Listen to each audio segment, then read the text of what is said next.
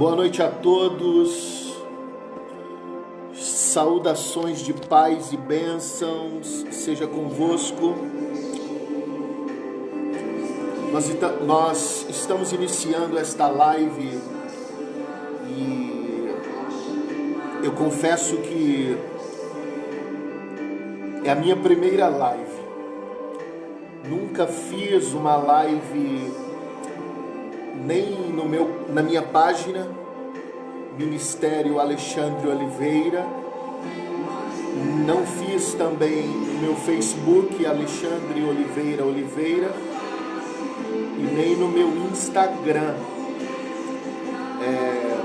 pr_ale.oliver. Eu desde já quero agradecer a Deus pela vida do pastor Chester e sua esposa, que me fizeram este convite para estar ministrando a palavra de Deus para vocês esta noite. E eu acredito piamente que o Eterno tem uma palavra para os nossos corações esta noite. Vamos adorar a Deus com esta canção e pretendo ser breve na palavra que Deus colocou no meu coração. Amém? Compartilhe esta live, convida pessoas. Eu nem sei mexer muito para convidar pessoas. Então, vocês vão compartilhando aí para que as pessoas que Deus quer que escute esta palavra sejam alcançadas. Glória, mais perto,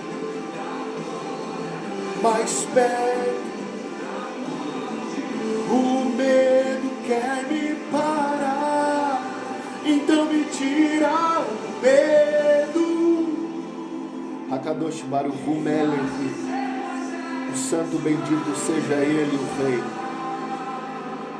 Deixa eu ver as pessoas que já estão online. Paz para a pastora Sandra, Cauã Valentim, paz.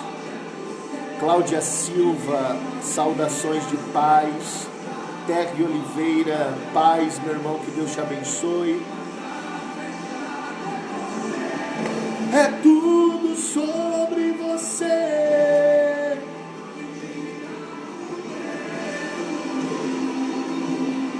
Que me faz de ser Moisés, suba em meu lugar.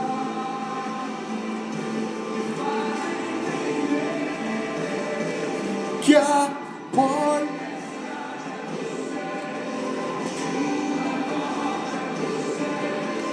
vento forte é você.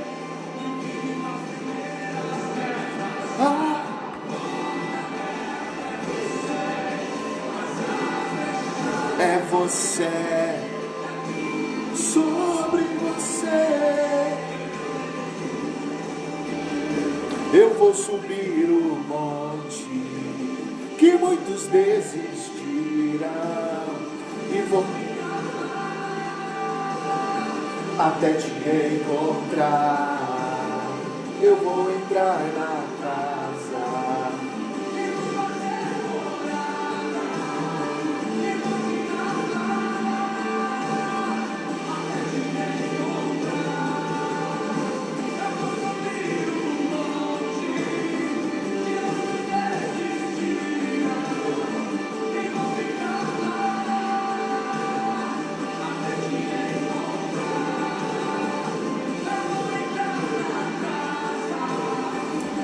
Fazer morada e vou ficar lá até te encontrar. O texto que eu vou ler é o capítulo 6 do livro do profeta messiânico vétero testamentário Isaías.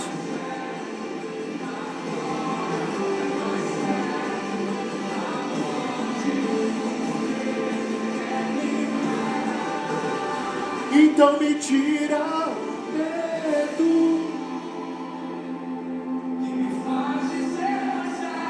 suba em meu lugar.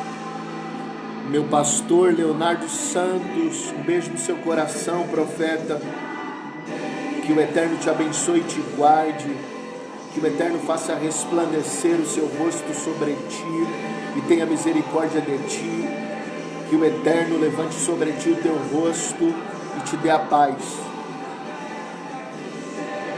Mas a fechar é tudo sobre você.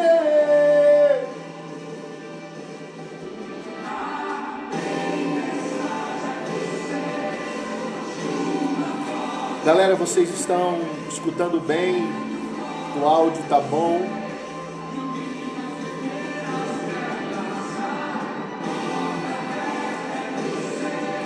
Mas a fechada é você.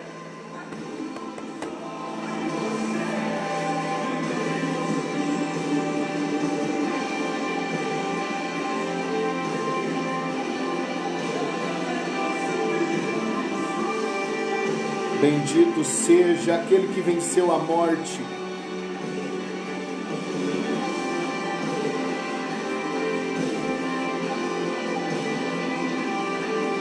Glória a Deus.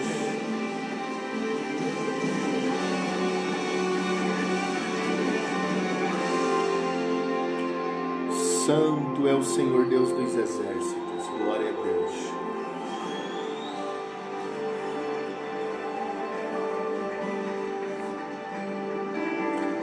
Eu estou com a minha Bíblia Sagrada aberta no capítulo 6 do livro do profeta Isaías. O redator bíblico deixou escrito aos seus leitores: no ano da morte do rei Uzias, eu vi o Senhor assentado sobre um trono alto e elevado. A orla de seu manto preenchia o templo. Serafins estavam sobre ele, cada um com 6 asas, 2 para cobrir a face, 2 para cobrir os pés e 2 para voar. E eles clamavam uns aos outros: mais santo que a maior santidade é o Senhor Deus dos exércitos. A terra inteira está repleta da sua glória. Os anjos, os serafins, em língua hebraica, eles diziam Kadosh, Kadosh, Kadosh. Adonai El Elohim Zavaot Hamelechul Aretz Zikavod. Santo, Santo, Santo é o Senhor Deus dos exércitos, e toda a terra está cheia da sua glória. Senhoras e senhores, paira sobre a minha cabeça nesta noite o peso da responsabilidade de falar a respeito de Deus para pessoas tão importantes como vocês, os filhos de Deus. Falar a respeito de Deus tem sido o maior desafio dos mortais, porque Deus é um mistério. Dos mais de 70 nomes atribuídos a Deus, o que eu mais gosto é El Sodiel, o mistério dos mistérios. E se Deus é um mistério, nós só podemos falar a respeito de Deus de acordo com aquilo que Deus realizou no meio do seu povo. O texto que está diante de nós esta noite é o capítulo de número 6 do livro do profeta messiânico veterotestamentário Isaías. O profeta Isaías, ele deixou escrita aos seus leitores que no ano da morte do rei Uzias, ele viu o Eterno. Ele viu o Eterno assentado no seu mais alto e sublime trono. E a sua orla, o séquito do manto real de Deus, na visão do profeta, saía do trono de Deus, passava por todos os céus, chegava até o terceiro planeta que gira em torno do Sol, chegava até a Terra e enchia o templo na Terra. Escute o que eu vou te dizer, por gentileza. O David Hamelech, o rei Davi, todas as vezes que o rei Davi estava sentado sobre o seu cavalo, o séquito, a orla real de Davi tocava no seu calcanhar. Davi, andando sobre o seu cavalo, montado em seu cavalo, quando passava pelas ruas da cidade de Jerusalém, as pessoas curvavam-se nas praças e diziam: vida longa ao rei Davi. Davi é um grande vencedor de guerras, porque as pessoas olhavam o tamanho do séquito, as pessoas olhavam o tamanho da orla real do rei Davi.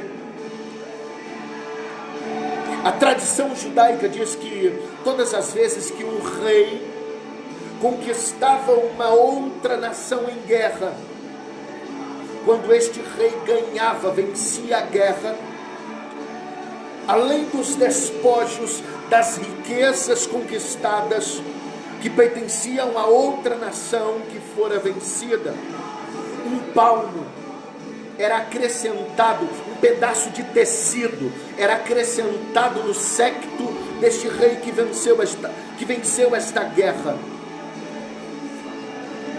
A tradição judaica diz que todas as vezes que David Hamelech, que o rei Davi vencia uma guerra, um palmo do seu séquito, um palmo do seu manto real era acrescentado. Exemplo, quando o rei Davi venceu os filisteus e ganhou a guerra contra os filisteus, um palmo do séquito de Davi foi acrescentado. Quando Davi venceu os amonitas, mais um palmo do séquito do manto real da orla de Davi foi acrescentado. Quando Davi venceu os amorreus, mais um palmo do seu séquito foi acrescentado.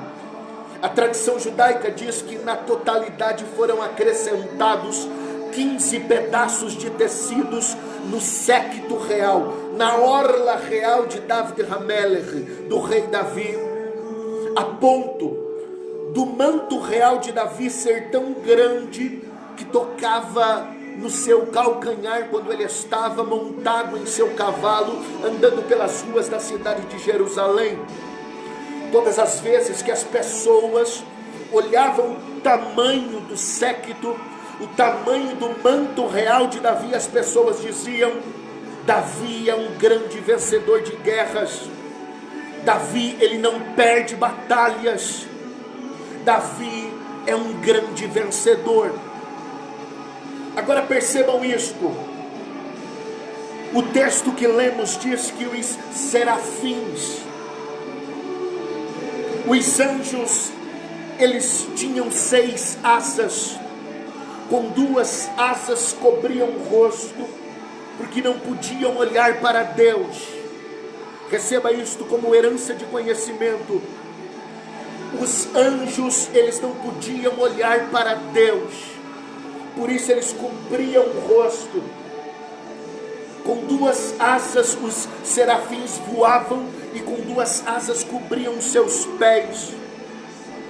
A tradição judaica diz que nem Shamael, nem Lúcifer, no seu estado original antes da queda, quando Lúcifer ainda era um anjo de luz, ele era o anjo de maior patente no céu. Mas a tradição diz que quando o Eterno, quando Hashem, quando Adonai estava sentado no seu alto e sublime trono, dentro da sala do trono, nem Lúcifer podia olhar para Deus. Lúcifer só podia olhar para Deus quando Deus não estava dentro da sala do trono, porque todas as vezes que o Eterno estava dentro da sala do trono, assentado no seu mais alto e sublime trono, nem Lúcifer podia olhar para ele. A tradição judaica diz que existia um tesouro peculiar do lado direito do trono de Deus, na sala do trono, e este tesouro resplandecia uma glória terrível. Por isso que ninguém podia olhar para Deus quando Deus estava dentro da sua sala, assentado no seu alto e sublime trono. De dentro da sala refletia um resplendor de glória. Do lado direito do trono de Deus, a glória era terrível, por isso que nem Lúcifer podia olhar para Deus quando Deus estava na sua sala do trono. Por isso a Bíblia diz que os serafins cobriam o rosto, eles não podiam olhar para Deus. Este tesouro peculiar era o seu Filho amado. A glória de Jesus resplandecia de dentro da sala do trono. Nem Lúcifer, nem os serafins podiam olhar, por isso os serafins cobriam o rosto.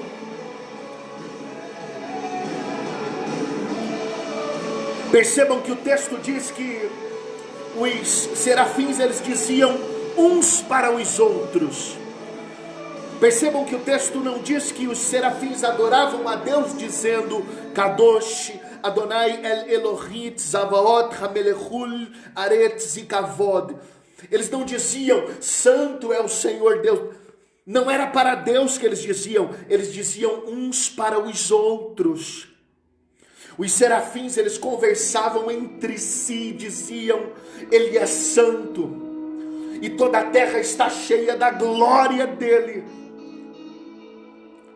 Perceba isso, os serafins estão cobrindo o rosto, eles não podem olhar para Deus, eles não podem olhar para dentro da sala do trono.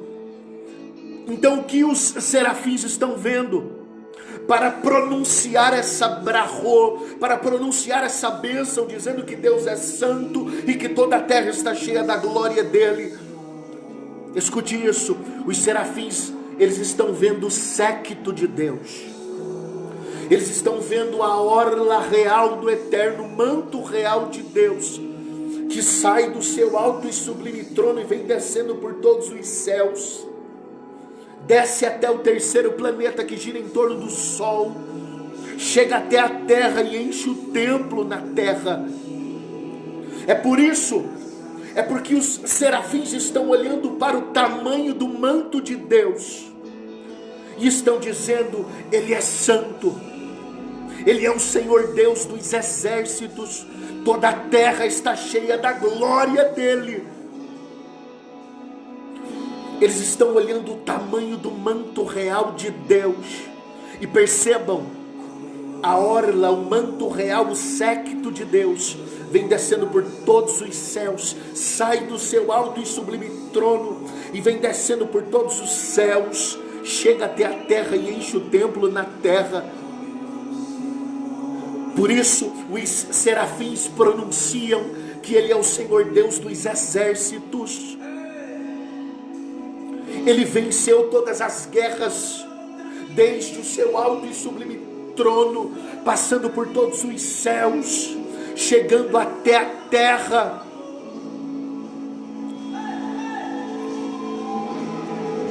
Os serafins estão dizendo, Ele não perde nenhuma guerra. Os serafins estão adorando a Deus, olhando o tamanho do seu manto real. Percebam, todas as vezes que um rei vencia uma batalha, um palmo do séquito era aumentado. Quando os serafins estão vendo o tamanho do manto real de Deus, eles dizem, o nosso Deus não perde guerras, desde o seu mais alto e sublime trono, passando por todos os céus, Ele nunca perdeu uma batalha, Ele não perde guerras. Escute o que eu vou te dizer por gentileza. O Deus que nós estamos adorando, Ele nunca perdeu uma guerra. E esta noite eu quero dizer uma coisa para você: o teu Deus nunca perdeu uma guerra. Não é a sua guerra que Deus vai perder, porque Ele é o Senhor Deus dos exércitos. Ele não perde batalhas. Ele nunca perdeu uma batalha. E não é a sua batalha que Ele vai perder. Não é a batalha no teu casamento que Ele vai perder. Não é a batalha com o teu filho que Deus vai perder. Não é a batalha no seu ministério que Deus vai perder. Porque os serafins olham o tamanho do manto dele e dizem: Kadosh Adonai El Elohim Tzavaot Amelechul Aretz e Kavod. Ele é santo, é o Senhor Deus dos exércitos, e toda a terra está cheia da sua glória. A tua guerra já está vencida por aquele que venceu a morte. Eu quero profetizar uma coisa, escute isso: a pior pessoa dentro da sua casa, Deus, Ele vai pegar esta pessoa e vai fazer uma grande obra na vida desta pessoa, porque Ele não perde guerras. Não é a tua guerra, a guerra é do eterno. Deus está visitando lares esta noite, e Ele está pegando a pior pessoa, aquela pessoa que na visão humana não tinha jeito, e Ele vai vencer esta guerra, e você glorificará o nome do eterno por isso.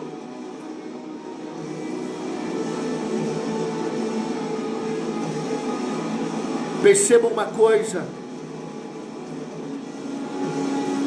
todas as coisas que acontecem na terra é em resposta à oração de um crente. Nada acontece na terra senão em resposta à oração de um crente. Entenda isso. Existem 3 tipos de mandamentos. Receba isso como herança de conhecimento: mandamentos mishpatim, mandamentos rok ou rokim, e mandamentos eideot. Os mandamentos mishpatim são os mandamentos que nós conseguimos compreender com a nossa lógica humana. Perceba, existe uma frase no judaísmo que diz: Moashalit lalev, a mente acima do coração. Nós temos que agir com a nossa mente, com a lógica e não com sentimentos. Vou te dar 2 exemplos de mandamentos que são mishpatim, mandamentos que nós entendemos com a lógica humana. Honrar pai e mãe é um mandamento que você entende, compreende com a sua lógica humana, não precisa de interpretações. Segundo exemplo, não matarás. Esses 2 são mandamentos que nós compreendemos com a nossa lógica humana. Já o segundo grupo de mandamentos, que é roquim, são mandamentos que nós não entendemos com a nossa lógica humana, e por isso nasce uma das maiores frases do judaísmo: Rei lavar remiei shae, rei laravino shabat shamai.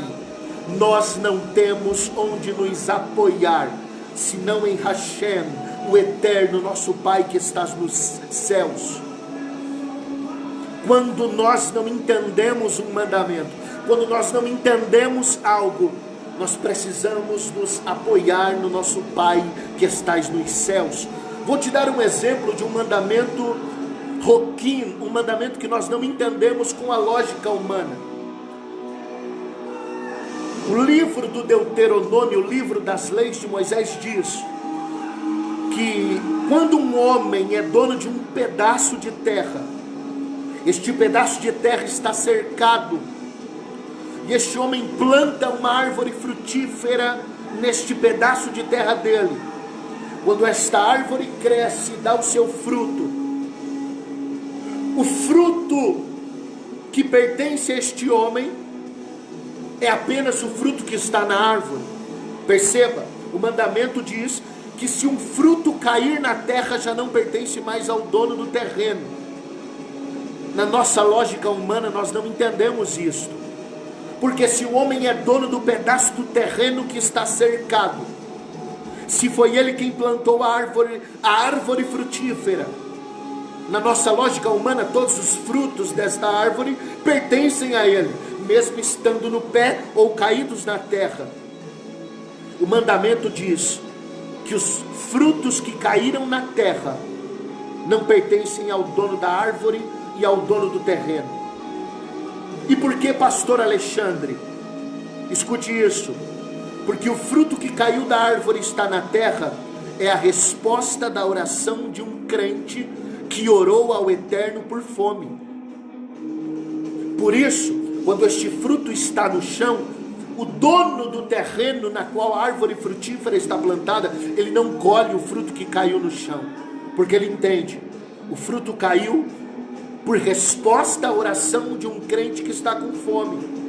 Então os passageiros, os estrangeiros que passam por ali, eles podem adentrar este terreno e pegar os frutos que estão no chão. Escute uma coisa, nada acontece na terra senão em resposta à oração de um crente. Jesus disse: não cai uma folha de uma árvore sem a permissão de Deus. Você precisa entender que as suas vitórias, elas acontecerão em resposta às suas orações. O teu Deus não perde batalhas. Ele já venceu a tua guerra. Esta batalha está vencida, diz o Senhor. Eu quero já concluir esta live dizendo uma coisa para você, perceba isso. O patriarca Jacó, ele teve 12 filhos. Esta palavra, ela está queimando no meu coração há aproximadamente uns 2 meses. E após acontecer esta situação deste vírus, que está não permitindo que nós estejamos juntos, congregados, como costumeiramente fazíamos nas nossas igrejas, e esta palavra, ela vem queimando no meu espírito, no meu coração, porque nós estamos nós estamos em uma guerra com um inimigo invisível. Perceba isso, o patriarca Jacó, ele teve 12 filhos. Esses 12 filhos são as 12 tribos de Israel. Os 12 filhos de Jacó é a nação de Israel. Quando eles peregrinavam no deserto do Sinai, percebam, após a saída da escravidão das terras do Egito, Deus abre o Mar Vermelho e eles caminham no deserto do Sinai. A primeira tribo, porque eles andavam enfileirados, quando o tabernáculo já estava pronto, as 12 tribos andavam em fila indiana, um após o outro, uma tribo após a outra, e a primeira tribo é a tribo de Levi. Levi, ele era o pai dos levitas. A tribo de Levi são os sacerdotes e os levitas. Esta tribo, ela foi escolhida por Deus para servir a Deus dentro do templo, dentro do tabernáculo móvel no deserto. Percebam, a tribo de Levi era a tribo responsável para manter o alinhamento entre céus e terra. A tribo de Levi, os sacerdotes e os levitas, eles eram responsáveis para manter o reino de Deus na terra, o governo de Deus na terra. Eram eles os responsáveis para cuidar dos utensílios sagrados do templo. Eles eram responsáveis para fazer os 5 tipos de sacrifícios diários: sacrifício pela culpa, sacrifício pelo pecado, holocausto, libação e manjares. A tribo de Levi era a tribo responsável por desmontar e montar a tenda, no deserto do Sinai. Escute isso, todas as tribos tinham características específicas. Receba isso como herança de conhecimento. Redobre a sua atenção. Todas as tribos tinham características específicas. E a característica específica da tribo de Levi era ver o movimento da nuvem Shekinah. Ver o movimento da nuvem da presença de Deus no deserto do Sinai. Escute isso, todas as vezes que a presença de Deus, que a nuvem Shekinah, a nuvem da presença de Deus se movimentava, a tribo de Levi era a tribo responsável para ver o movimento da nuvem, para ver para onde a presença de Deus estava levando a congregação de Israel. A tribo de Levi era a tribo que estava mais próxima da Shekinah, da presença de Deus. Eles serviam a Deus dentro do templo, dentro do tabernáculo no deserto. Os maiores sábios judeus eram da tribo de Levi. As pessoas mais eruditas, mais elevadas, pertenciam à tribo de Levi. Deus deu à tribo de Levi Binah Yeterah. Binah Yeterah em língua hebraica é uma sabedoria suprema. Os sacerdotes, eles eram responsáveis, a parte teológica, a parte ideológica e a parte cultural. Percebam, os sacerdotes ensinavam os levitas, e os levitas ensinavam todos os integrantes das outras 11 tribos. Eles eram as pessoas mais elevadas, mais iluminadas, as pessoas mais usadas por Deus. Pertenciam à tribo de Levi, porque a tribo de Levi, ela estava mais próxima da presença de Deus, estava mais próxima da Shekinah, da nuvem da glória de Deus, e eles eram responsáveis para ver o movimento da nuvem. Quando a nuvem se movimentava, eles eram responsáveis para ver aonde a presença de Deus estava, para onde a presença de Deus estava levando aquele povo. Só que eu chamo a sua atenção para a última tribo. 12 tribos seguiam uma após a outra. A tribo de Levi era a primeira tribo, a tribo que estava mais próxima da presença, a tribo de pessoas mais sábias e elevadas. Mas a última tribo é o filho de Jacó chamado Dan, a tribo de Dan. A tribo de Dan era a tribo que estava mais longe da presença de Deus. Perceba, a tribo que estava mais distante de Deus, da presença de Deus, era a tribo de Dan. E porque a tribo de Dan era a última na trajetória do deserto do Sinai, porque a tribo de Dan estava muito longe da presença de Deus, ela era considerada a tribo menos elevada. A tribo de Dan era considerada a tribo onde as pessoas que não tinham tanta sabedoria, não eram tão iluminadas, todas essas pessoas que não tinham tanta proeminência, não eram tão eruditos, tão iluminados, sábios e elevados, pertenciam à tribo de Dan. Mas a tribo de Dan tinha uma característica específica. Guarde isso no seu coração. Porque a tribo de Dan era a última tribo. A característica específica e a responsabilidade da tribo de Dan era recolher os achados e perdidos.